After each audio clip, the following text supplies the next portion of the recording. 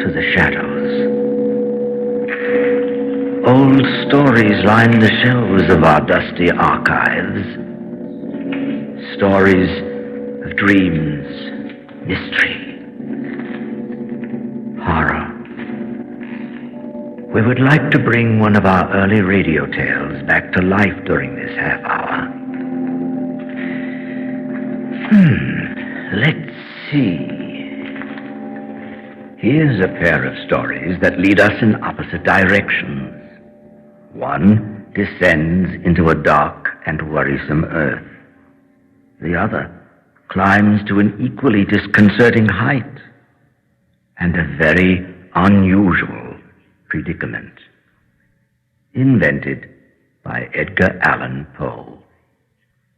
Let's hear that story first.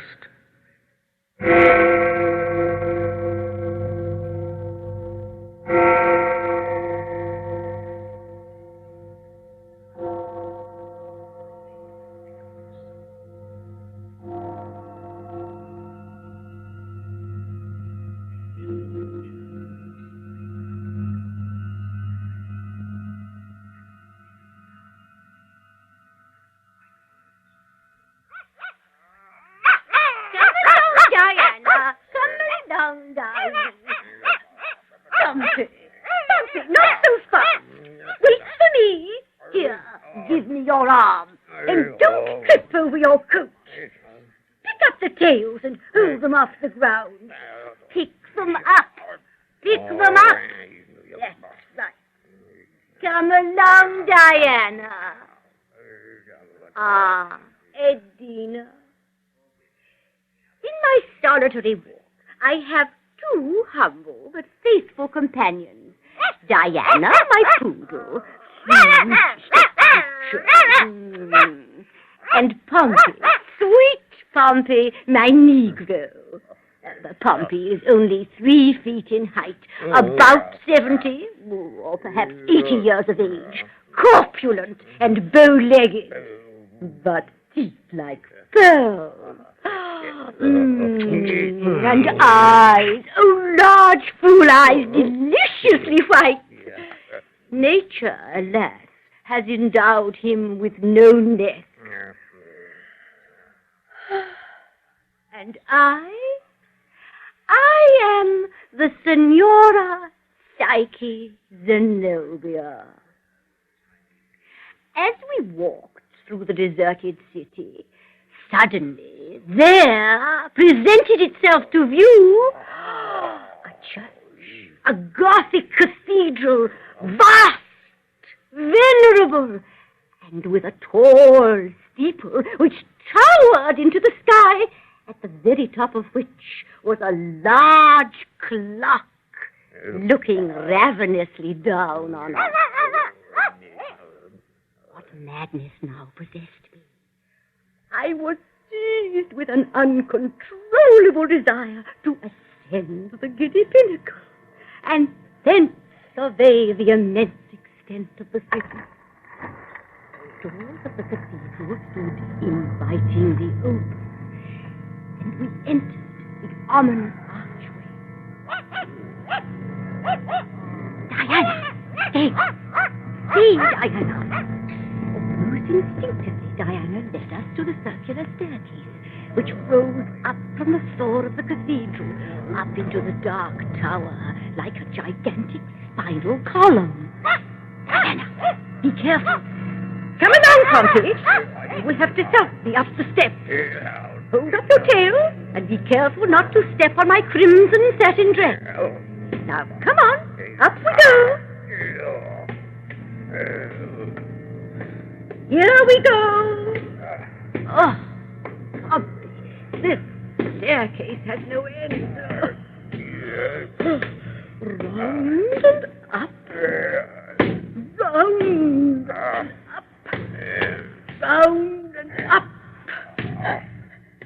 Do you think it's possible that the upper end has been removed? Oh, Pompey, very it is completely dark. I can't see anything. Diana, what is it? Pompey? It appears to me, indeed, I am quite confident Diana smells a rat. A rat? How intensely exciting. Well, round and up, Pompey. Round... We are here. We are at the top. Only one step remains. One step. One little step. Upon one such little step in the great staircase of human life, how vast a sum of human happiness depends. One little step more. And thus gain access to the chamber of the belfry. Come along, Pompey. We must find an aperture through which I may survey the city.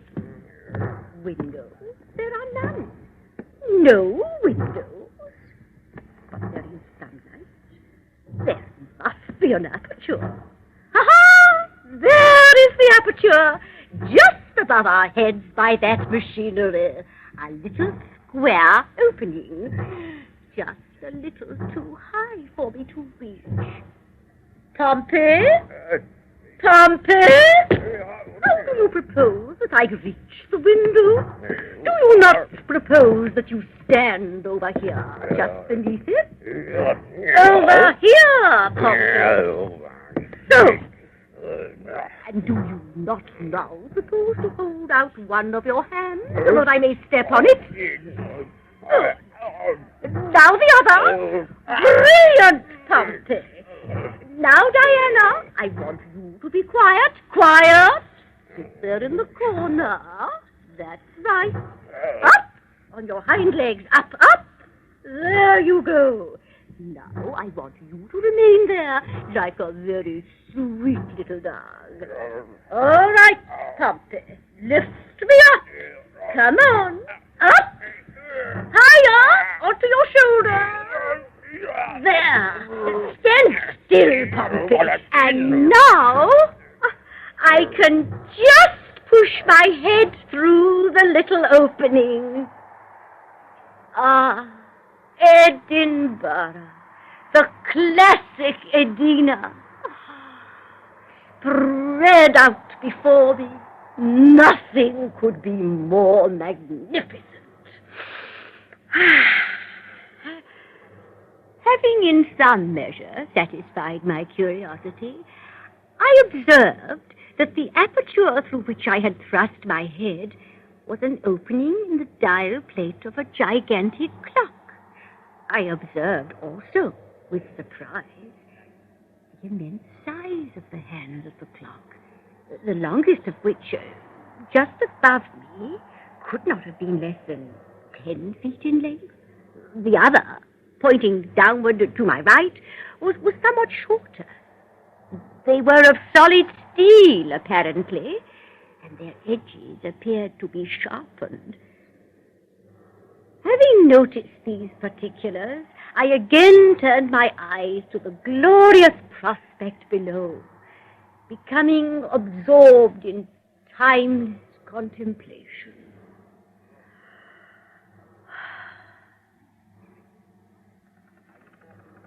Suddenly, I was startled by something very cold, which pressed with a gentle pressure on the back of my neck. What could it be? Alas, I but too soon discovered. Turning my head gently to one side, I perceived the huge, glittering minute hand of the clock, as in the course of its hourly revolution, had descended upon my neck. I pulled back at once. But it was too late. There was no chance of pulling my head back through that terrible trap. I threw up my hands and with all my strength tried to force upward the ponderous iron bar. But I might as well have tried to lift the cathedral itself. Down, Down, down it came. The blade was already cutting into my neck. Bumpy! Bumpy, help me! Sweet Bumpy!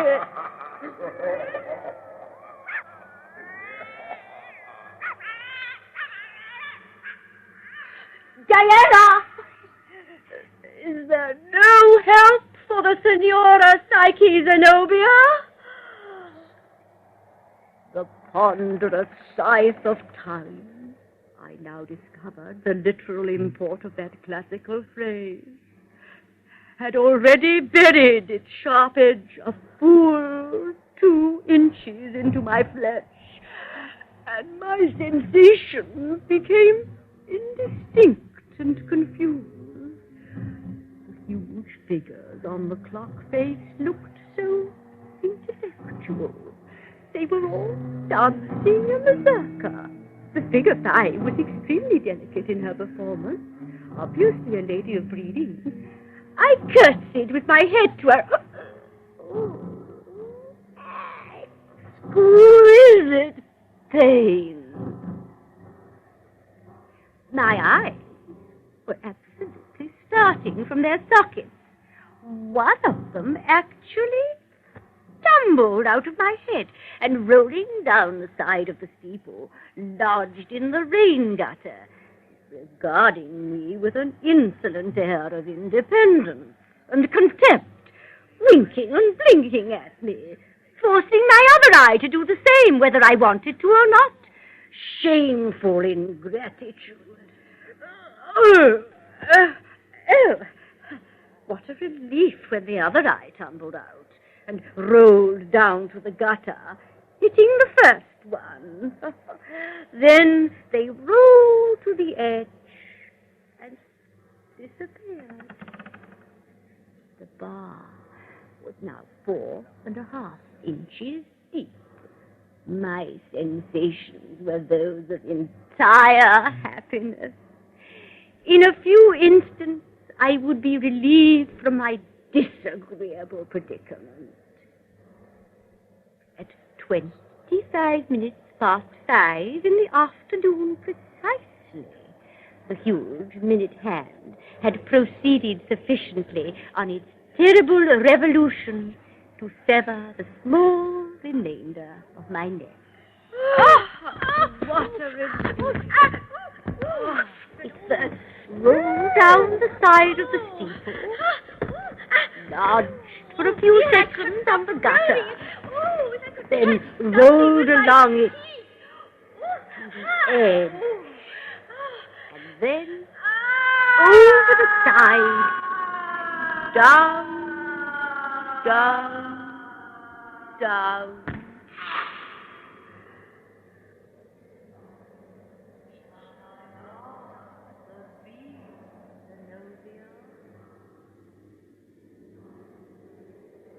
No, I am the real Zenobia.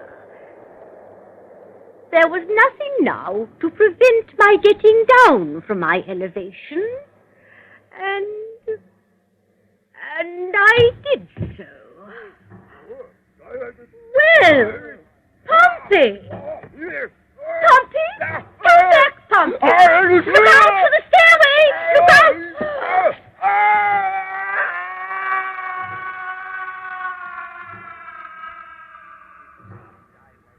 What could it have been that Pompey saw so very peculiar about my appearance? Giant! Horrible vision! Is that a rat skulking in its hole? Oh, those the picked bones of the little angel cruelly devoured by the monster? What do I behold? Is that the departed spirit, the ghost of my beloved Poodle? Sweet creature, she too has sacrificed herself in my behalf. Dogless, niggerless, headless, What now remains of the unhappy Senora Psyche Zenobia? Alas, nothing, nothing. I have done.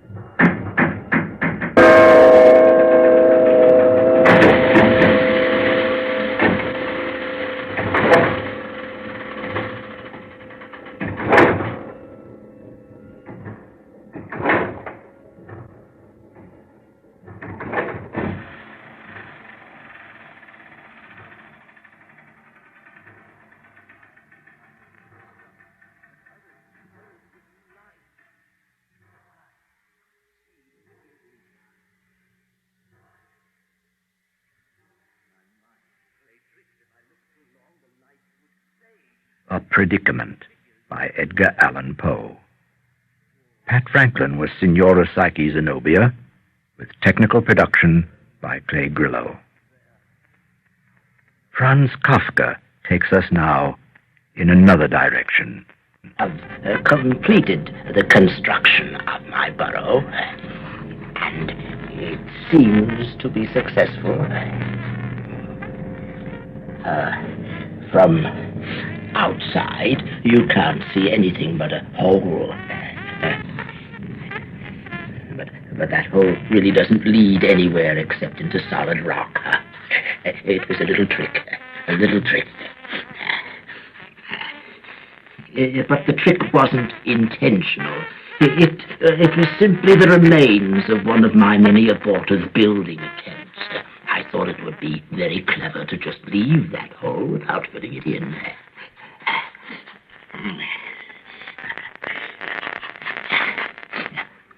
The real entrance to the burrow lies some 1,000 paces from that false hole, and it is completely hidden by a movable layer of moss. Oh, it is secured as carefully as anything in this world can be secured.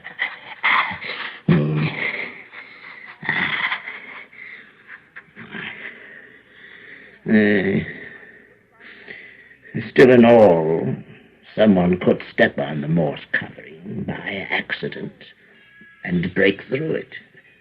And then the entrance to the burrow would be revealed, and anybody intelligent enough could enter the burrow and destroy everything. Knowing that, I could never rest, not for a single hour. At that one spot in the layer of moss, I am vulnerable.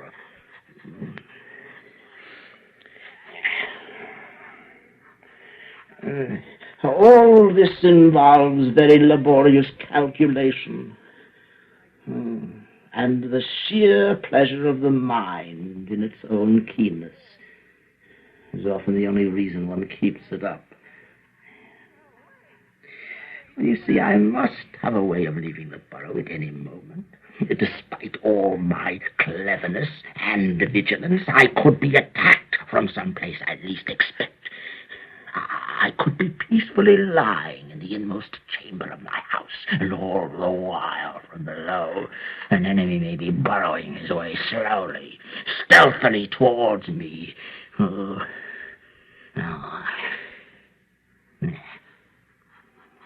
course, he may not even know that I'm here. But there are insatiable robbers who burrow blindly through the ground, to whom the very size of my house gives the hope of finding something in one of its remote passages. It's true, I have an advantage being in my own house and knowing all the passages and where they lead. A robber may easily become my victim, and a succulent one, too.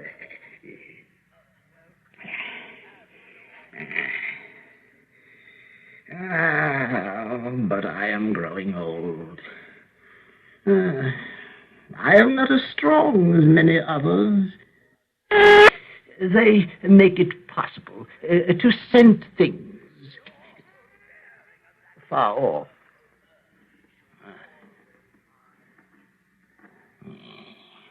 And thus serve as a protection. All kinds of little creatures are attracted by the mice. And when some of them wander farther into the burrow,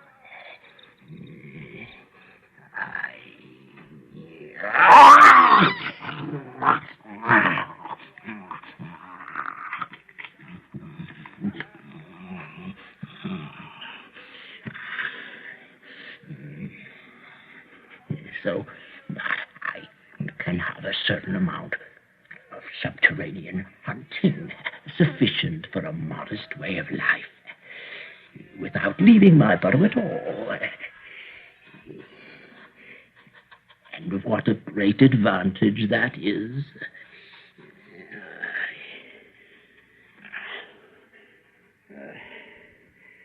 But the most beautiful thing about my burrow is the stillness. The stillness. Of course, you never know from one moment to the next. But for the time being, the silence is still with me. I can stroll through my passages and hear nothing, nothing.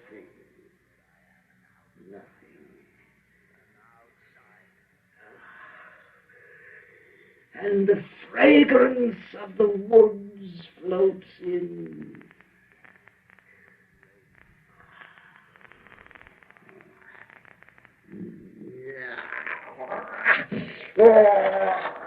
I roar my passes with the pure joy.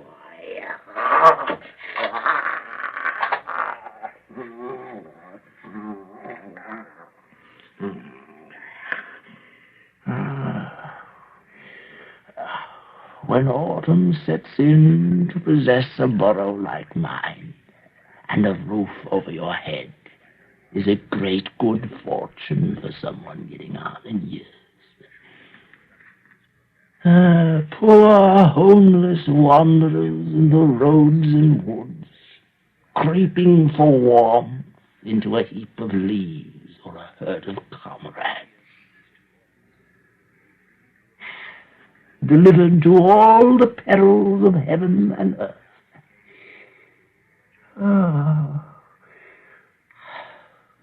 While I lie here in a room secured on every side. Why, there are more than 50 such rooms in my burrow. And I pass as much of my time as I choose.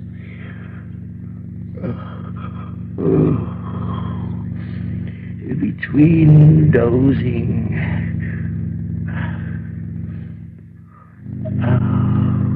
and dreamless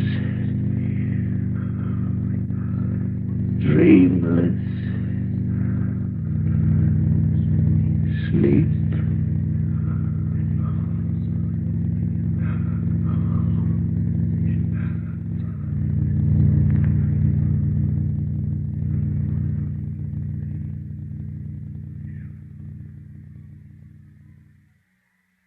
That was The Burrow by Franz Kafka. This brief section from the story was selected and performed by Eric Bauersfeld. Technical production by David Berry. Additional production for this program was by Jim McKee. Well, that's all for now. Come and visit our archives again for another tale from the shadows. Real soon.